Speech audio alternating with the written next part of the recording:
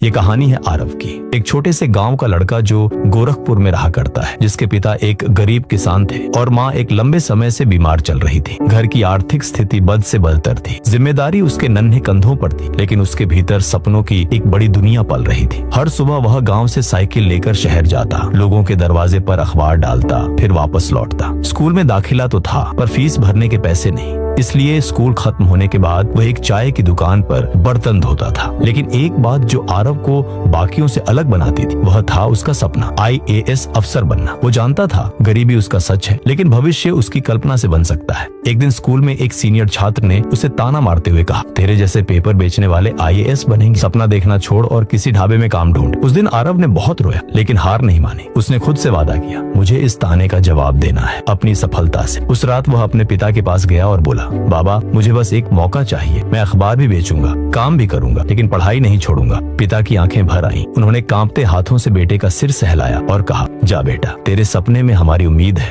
एक दिन पेपर बांटते समय आरव ने एक पार्क में एक बुजुर्ग को किताब पढ़ते देखा। वह रुक गया और बोला, साहब क्या आप मुझे कुछ पढ़ने को दे सकते हैं? वह बुजुर्ग मुस्कुराए। उनका नाम था श्रीनिवास जी, एक रिटायर्ड प्रोफेसर। उन्होंने आरव की आंखों में उत्सुकता दी और उसे रोज शाम को आने को कहा। वहीं से आरव की असली पढ़ाई शुरू हुई। श्रीनिवास जी ने उसे सिविल सेवा के बारे में बताया, किताबें दी और मार्गदर्शन किया। उन्होंने कहा, बेटा अखबार सिर्फ बेचा मत कर, उसे पढ़ना भी शुरू कर, यही तेरी सबसे बड़ी तैयारी होगी। आरव ने दिन रात एक कर दी, दिन में काम, रात में पढ़ाई। पहले प्रयास में वह प्रीलिम्स में ही रह गया, लेकिन उसने हार नहीं मानी। दूसरे प्रयास में मुख्य परीक्षा तो निकाल ली, लेकिन इंटरव्यू में असफल हो गया। कई लोगों ने कहा, अब छोड़ दे बेटा, कोई सरकारी नौकरी देख ले। लेकिन आरव ने जवाब दिया, मैं एक किसान का बेटा हूँ जो हर बार खेत जोतता है, चाहे बारिश हो या सूखा। मैं भी हर बार अपनी मेहनत बोऊंगा जब तक फसल न उगे। तीसरे प्रयास के लिए तैयारी करते हुए एक रात उसकी माँ की तबीयत बहुत बिगड़ गई। दवाओं के लिए पैसे नहीं थे। वह एक कोने में बैठकर रो पड़ा, लेकिन फिर माँ ने उसका हाथ पकड़कर कहा, तू मत रुकना बेटा, एक दिन जब तू अफसर बनेगा तो मुझे भी तुझ पर गर्व होगा। उस दिन आरव ने अपने आप से कहा, अब मैं सिर्फ अपने लिए नहीं, अपनी माँ के सपनों के लिए भी लड़ूंगा। तीसरे प्रयास में उसने पूरे आत्मविश्वास और संयम से परीक्षा दी। परिणाम आया, all India rank 1। Aarav Sharma IAS। उस दिन उसके गाँव में ढोल बजाए गए। श्रीनिवास जी की आंखों से आंसू निकल आए। उन्होंने कहा, तू अब सिर्फ मेरा नहीं, इस देश का बेटा बन गया है। कभी जो खुद स्कूल के बाहर खड़ा होकर पढ़ता था, आज वो सरकारी स्कूलों का उद्घाटन कर रहा था। कभी जो पेपर बेचता था, आज अखबारों की सुर्खियों में था। आज आरव देश भर के